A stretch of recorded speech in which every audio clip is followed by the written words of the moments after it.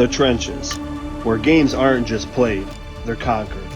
Where bodies collide with the force of two pickup trucks at full throttle. Every snap is war. Every rep is survival. Their mission? Erase the man across from you, by any means necessary. The spotlight rarely hits them, but they don't care. They live in the chaos. They thrive in violence. They carry the weight of an entire team, dragging victory out of the mud with their bare hands. This is Trench Talk.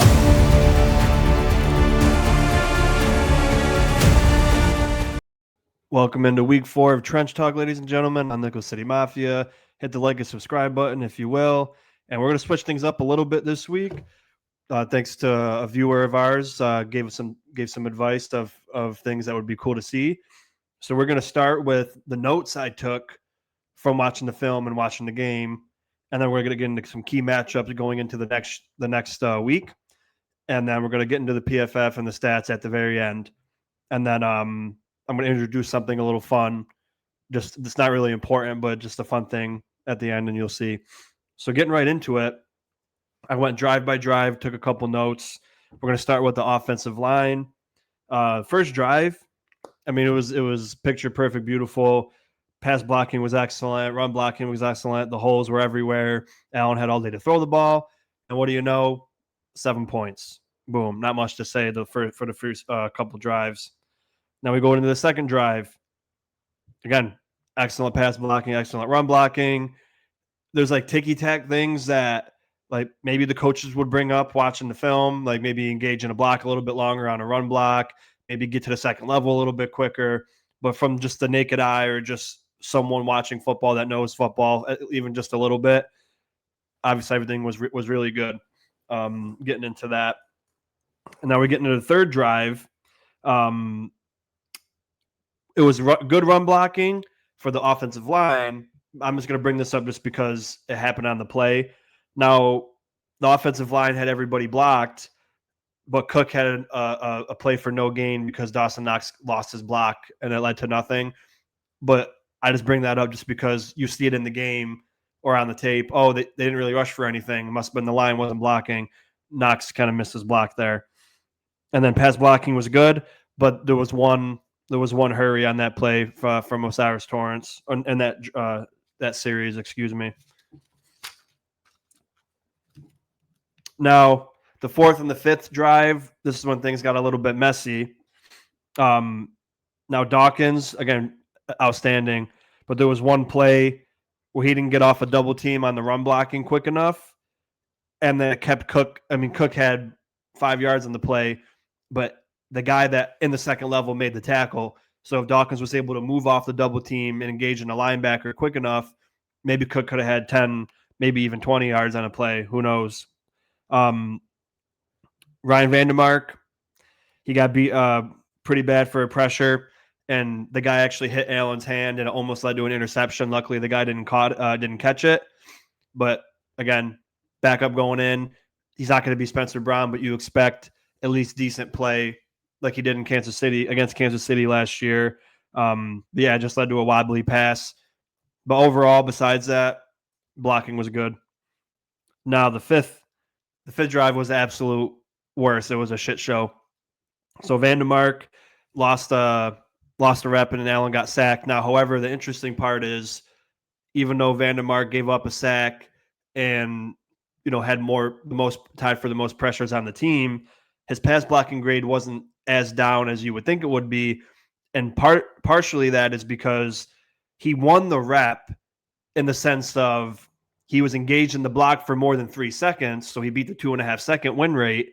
However, he let go of his guy after that over 3 seconds, and Allen was still in the pocket and didn't see him and got tackled from behind. So that's why his grade, in a sense, might have been a little bit better because he didn't lose the rep in less than 2.5 seconds and give up a sack.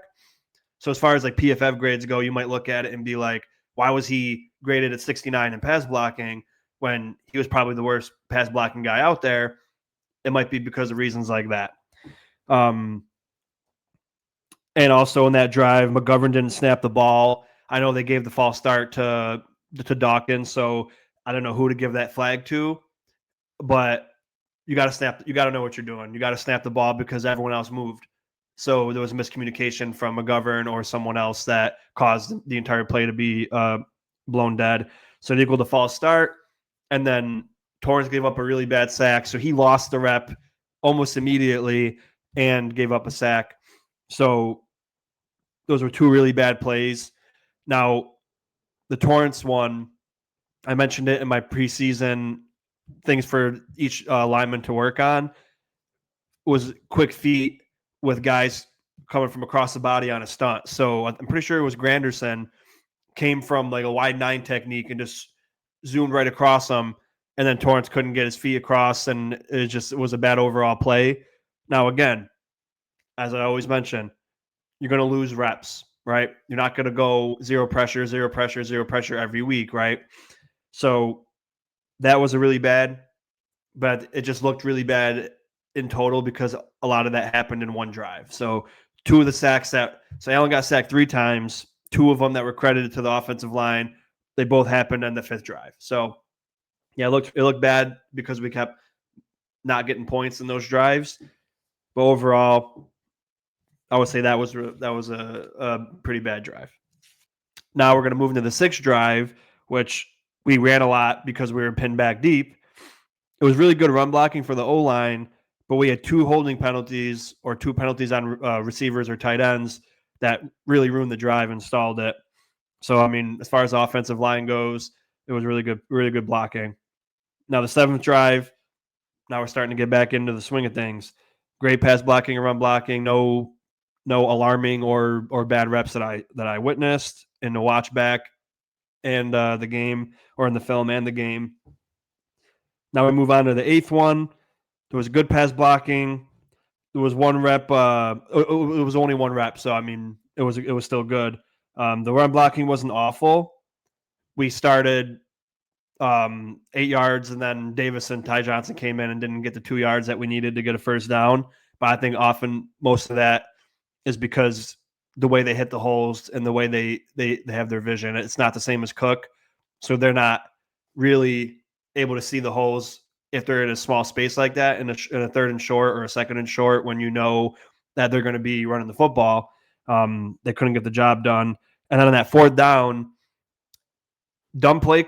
So that whole sequence, run, pop pass to Shakir, I didn't like that sequence at all because if it's a 3rd and short or a 2nd and short, either have Cook on that field or run a PA rollout with Josh Allen and then pass or run it, and then you can get the first down. But it would have been executed, but Ryan Vandermark tripped over Osiris Torrance when he was blocking, and then the guy that he was supposed to block tackled Shakir, and then nothing. So, yeah, pretty disappointing. The 9th drive, there was only one hurry allowed, but other than that, it was excellent run blocking and good pass blocking. And now the 10th drive, the last one, great all across the board. So those are the notes from the 10 drives on offense that we did with the offensive line. And then now I'm going to get into notes of some of the players for defense. Not everybody had anything, but I'll talk a little bit about each of them. Okay, so Greg Rousseau in the 2nd drive, he had a great job working down the line of scrimmage. He was the backside unblocked player. So his job is to contain the backside, make sure there's no end arounds or anything funky happening. And as soon as he knew the ball was handed off, ran down that line of scrimmage and tackled the running back from behind. That's stuff you want to see. And then the third series right after that, again, controlling the line of scrimmage. He came off a block, which he was struggling with the last 2 weeks, and made a tackle. So way better in run defense than the last 2 weeks, but still a lot to be left desired in pass rush. Okay. Now for Joey Bosa, the first drive, he was able to push Alvin. He wasn't able to push Alvin Kamara inside on a run. He was working on it, but just wasn't quite quick enough to be able to turn his body and make sure he runs that Kamara ran inside so the linebackers can pick it up.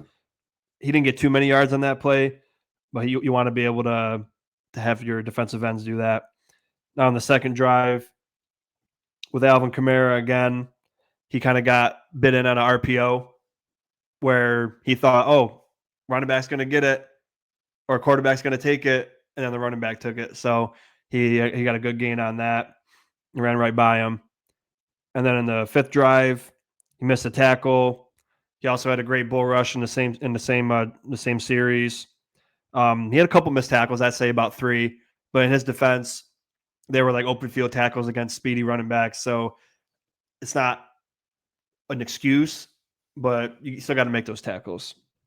The ninth drive and the final drive, he had a good hit on the quarterback, one drive, one play, and then he had the forced fumble strip sack. So 4 forced fumbles for this guy so far, and he's leading the team in sacks. I know he's been playing a lot of snaps, and there's been some talk about, oh, he hasn't been doing great because he's playing too much. The problem is Joey Bosa wasn't brought here to be the best defensive lineman besides Ed Oliver. However, that's what he is right now. And it's not supposed to be that way because Greg Rousseau is supposed to be that guy. And Bosa's supposed to be the guy that can play maybe 70%, 65% instead of like 85% that he's been playing. So, yeah. Now, AJ Epinesa, he had a couple great tackles. And then in that, seventh drive, I mean, he did some stuff in the beginning, but he had a really noticeable tackle in the seventh drive where he, again, ran down the line of scrimmage and tackled the running back after a couple yards coming off a block. And then he had a sack in that 10th drive, and then he would have had 2 sacks, but Bosa knocked the ball out, so it officially counted for Bosa's sack. Okay, Jordan Phillips, really nothing good. Got blown off the ball a couple times. Wasn't in a good position on some run plays where he could have pushed running backs in and had bad gap integrity, and it just kind of ruins the play. But again, he's like practice squad guy, and I'm not really concerned about him going forward because I don't think he's going to play much. Solomon, overall, much better day than the last few weeks, but still nothing great. No stats to be heard. No great plays that led to something big. Just definitely need more from him, and that's part of the issue as well. Now, Deion Walker, absolute hit in the draft. It seems he gets worn down quick as the games go on, but again, big guy, not used to playing the NFL 100% yet. I think once that Oliver comes back, it'll be perfect for Walker. But it seems like the last 3 games, every first play of the game, makes a tackle for loss. He had an absolutely great job working the hands of the left. I think I was pretty sure it was the left guard. Ran it right across, slapped the hands down, burst through, made a tackle for loss. First drive, and on the second drive, he worked a double. I know he's not a one tech, but he worked a double team and made it so Greg Rousseau could get a tackle. And again, that's what you want for a guy like Walker. Third drive, another tackle for loss. He's just such a menace with his hands, and I know people are like, oh, he doesn't have much leg power because they think his legs are skinny, but he's 6'7". His legs are long. He's got power. Power is not about size; it's about strength. So definitely misunderstood there for a lot of people. And the 8th drive, he had another good tackle. He had a few good tackles this game. Now, the last 2 guys on defense for notes, you got Sanders. I mean, it's still a bad game. Much better than the last couple of games, but on that first drive, him and Daquan Jones both got dominated on that touchdown run where the linebackers in the secondary missed a bunch of tackles. But those 2 on that play got blown up. The second drive where we were able to get the quarterback down, he almost got us a flag for 15 yards roughing the passer because he hit the guy in the helmet after the play was already done, trying to do too much. Luckily, we didn't get that called, mainly because of Spencer Rattler. If it was like Lamar Jackson or a prominent quarterback who's been in the league, it would have been a flag. So that wasn't good. And then in the 4th drive, he missed a tackle, and it turned out to be a big gain. But again, it wasn't awful. I mean, he was bad, but much better. It's weird to say because he was better than last week or 2, but it was still bad. So do with that what you will. Excuse me. And then Daquan Jones. First drive, again, poor gap integrity on that touchdown. Left a wide open gap for the touchdown. And then also on that 3rd down play when Rattler in the beginning ran for a first down when Cam Lewis missed a tackle. Could have been a 4th down. And then a couple other people missed tackles as well. You know, can't be doing that. Got to have good gap integrity. However, on the second drive, he had a great sack, great hand fighting, good job bursting through the line, getting that sack. And then the fourth drive, missed a tackle for loss. But overall, pretty solid day. Okay, so that wraps up the notes for the offense and defensive line from week 4. Now, before we get into PFF stats and something a little fun, we're going to get into some key matchups for both sides of the ball. So we're going to start with Osiris Torrance versus Milton Williams, the Patriots' new defensive tackle who signed a big contract going into this season, coming from the Philadelphia Eagles. So he has 2 sacks on the year, and he's been a game wrecker in his last couple games. Now Torrance has been really good the last few weeks. Pressure count down low. Now the PFF grades may not reflect that, but pressure rate has been significantly down from week 1, where he had a little bit of a rough day. But again, it was like 50 pass blocking attempts, and he had like 5 pressures week 1. But it wasn't all bad. It was still really solid from week 1. But as I mentioned, after that week 1, that was the worst they're all going to play collectively, and it still wasn't even bad. So let's put that into perspective. But I like Torrance in this matchup. I know Milton Williams is kind of like an Ed Oliver type, 6'3", 290, 300 pounds. But the power and the sheer strength of Torrance, I think, is just a good matchup for Torrance, where this guy, he's a little bit fast, but I truly believe in his ability to stop a guy like Milton Williams. Again, he might lose a couple reps. It's more than likely. Everybody does. But I like this matchup here. And then Spencer Brown, hopefully he's back. But this is for Brown or Ryan Vandermark, because at the time of recording, I don't know Brown's status. I'm recording this on a Tuesday. Against Harold Landry, a guy we know well from the Titans. He's got 4 sacks and a forced fumble already on the year.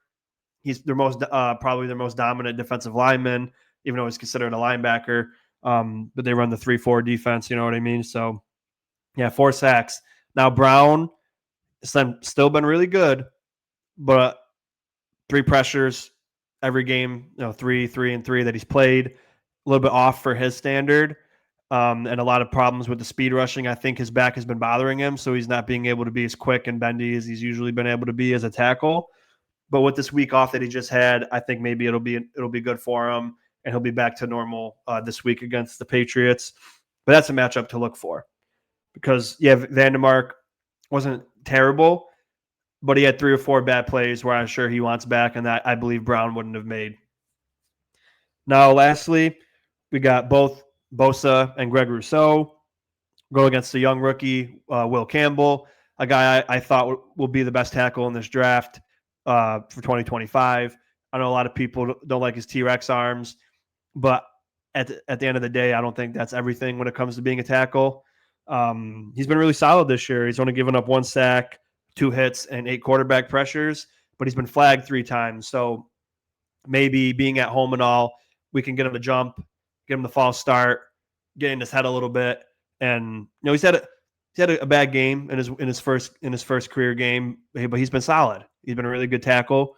And guys like Bosa and Rousseau, I really expect you to be able to handle a rookie. I know he's been good, but welcome him to the NFL, if you know what I mean. And then same thing with Morgan Moses on the right side. He's older, but it's still a pretty good tackle. Same thing, 1 sack, 2 hits, 8 pressures. And it's like I said, it's Bosa and Rousseau. So either whatever side they line up on, you got to be able to handle these tackles. Really do a good job of containing while you're rushing. And then we need to push up front to keep May in that pocket, because if we're not going to put a spy on him like we haven't done at all for these mobile quarterbacks, he's going to take off like Rattler did. And then we're not good at tackling anyway. So it's a key to have good rush lanes and gap integrity here while you're rushing the passer. So that wraps up the key matchups. Now we're going to get into some PFF stats and the stuff that maybe people don't like as much, but that do matter. All right, starting with the offensive line rankings. So going into week 4, we were still ranked 3rd. So 4 weeks in a row, ranked 3rd. Haven't moved. I don't know where we're going to go heading into week 5. Again, we always bring it up on the following show because they don't come out till like Wednesday or Thursday. PFF had us giving up 7 total pressures on 29 attempts for a 24% pressure rate. Pro Football Reference had us at 3 pressures out of 29%, out of 29 snaps which was good for 10%. And then Sean, my eye test was 4 pressures out of 29 for 14%. So I mean it's close, 7, 3, and 4. So I mean I could be wrong. I totally understand that I'm never going to be perfect. I know PFF isn't always perfect, but there's 3 different metrics for data: Pro Football Reference and Focus. They both get paid. They both are very intelligent. Yeah, I don't get paid to do it. I'm just going off of my knowledge and what I've seen and what I've learned. So that's the percentages. All really good. Pressure rates, pretty low, outstanding. So we're going to get into Dawkins, 70 offensive grade, 87 pass blocking, which is phenomenal, 57.2 run blocking, no sacks, no hits, no hurries, no pressures. They counted the false start on him. So I put the flag on him, but it was really McGovern's fault for not snapping the football. Now, David Edwards, 75 offensive grade, 82.2 pass blocking, a 77 run blocking, 0 sack, 0 hit, 0 hurry, 0 total pressures. Another really awesome, clean day for him. Now, McGovern, 65 offensive grade, 51 pass blocking, 74.3 run blocking, no sacks, no hits, 1 hurry, 1 total pressure. So not bad at all. Now, Torrance, he had a 49 offensive grade, 45.2 pass blocking, and a 50 run blocking. That 1 sack that was credited to him, 0 hits, 2 hurries, 3 total pressures. And, you know, it wasn't an awful day. I know the grades seem like it, but three pressures isn't bad. And he got beat bad in the sack, but the other ones weren't too bad at all. So that's still a solid day. I'll take that. Obviously want to see the sacks down because he's already at 7. Allen's already at sacked 7 times. He was sacked 14 times last year. And I want to hit that goal I set earlier in the year for them. Ryan Vandermark, highest graded offensive lineman. I know it sounds alarming, but you'll see why. 79 offensive grade, 69 pass blocking, and 82 run blocking. I think PFF really puts into a higher standing run blocking grades. So I think that's why he was that high. And again, his pass blocking, I don't think it was that great compared to everyone else. But I think because the sack came after he won a rep, it didn't harm his grade as much. He had 1 sack, 1 hit, 1 hurry, 3 total pressures. So not awful, not Spencer Brown, but decent day. I give this offensive line, I will give them a B because of 2 sacks that were credited to the O-line. Allen got sacked the 3rd time, but it was on him because nothing was open. He ran up the middle and ran into a blocker. So, you know, PFF credited that to Allen and the other 2 to the offensive line. So because of the sacks, penalties were down, pressures were really good, but the 2 sacks, got to bring it down to a B. Okay. And I'll throw the little fun thing in now. I haven't completely figured everything out I want to do for it. But back when I was in high school, my team would do stickers for positions depending on stats that you got in the game. And for the linemen, every 100-yard rusher or 100 yards for the same rusher, you got a sticker or two stickers. And then for passing, every 100 yards was a sticker. And then we're going to do less than 8 pressures as a sticker, no sacks as a sticker, and any other thing you want to bring up. Maybe we could add more stickers for that. So for this week, and I'll backtrack at the bye week. For fun, I'll add everything up from weeks 1 through 3. But we had James Cook over 100 yards, so that's 2. We had Josh Allen 200 yards passing, that's 2. And then we had less than 8 pressures, so that's 1. So that's 5. 5 stickers for the O-line as a group. And then let me know if you guys have any other things you want to add for the sticker metric. Now we're going to go into the defensive grades. All righty. Now, defensive grades, we're going to start with Greg Rousseau. He had an 80 overall grade, a 66 pass rushing grade, 77.1 run defense grade, or 71.1. 3 tackles, no sacks, no hits, 1 hurry, 1 pressure, 2 run stops. So again, another poor week in the pass rushing category. one of the viewers and Discord members, Trey, brought up Greg Rousseau has the slowest snap to pressure rate in the NFL at 4 seconds. That's not acceptable, especially being that big and that athletic. That needs a change. However, I was happy with his improvement in the run defense after the last 2 weeks of being absolute garbage. 2 run stops, 3 tackles. He did a great job controlling the line of scrimmage. He didn't get washed out of plays all the time. So happy with that. Joey Bosa, 73.3 overall grade, 91 run pass rush, 45.1 run defense, 1 tackle, 1 sack, 1 hit, 2 hurries, 4 total pressures, and 0 run stops. So again, great pass rushing. Our best right now. Not the best run defender. He can make plays, but glad he's doing great in the pass rush. Now AJ Epinesa, another really good game, coming off another good game last week. 77 defensive grade, 74 pass rush, 66.2 run defense, 1 tackle, 1 sack, no hits, 2 hurries, 3 pressures, and 1 run stop. So pretty good for rotational backup. I like that. Okay, now Deion Walker, 66 overall grade, 53 pass rush, 69 run defense, no sacks, no hits, no hurries, no pressures, but 3 tackles and 3 run stops. So he didn't bring much in the pass rushing game this week, but he was a very pivotal piece in the run defense, which he's really known for his pass rushing. So that's really good to see that he's able to do that part of his game as well.